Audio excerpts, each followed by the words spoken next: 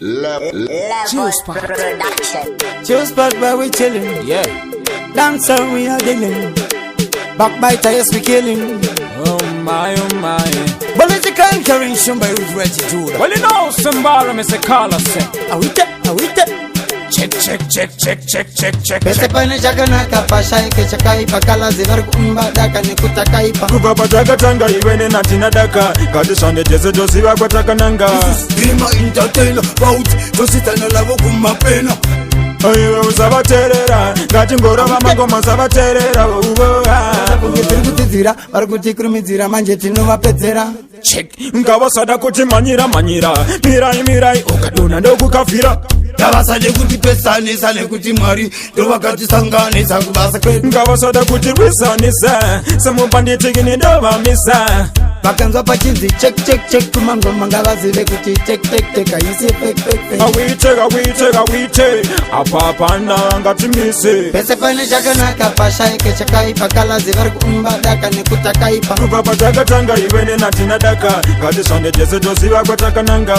Grima entertainer bout tositana lavo kumapena.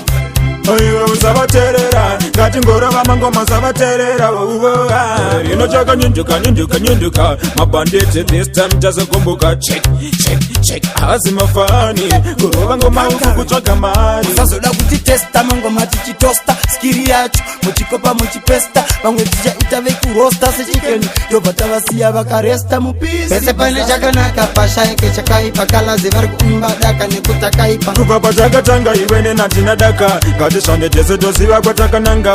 Grima entertainer bout tositana lavo kumapena.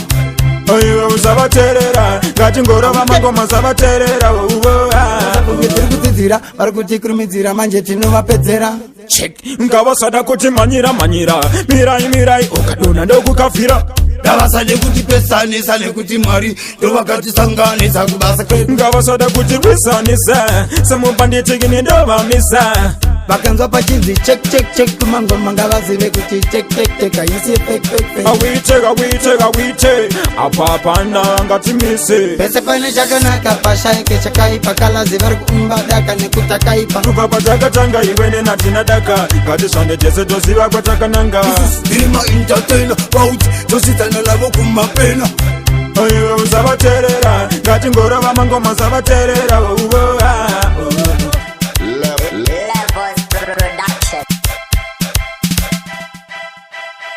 Zim Daily Upload.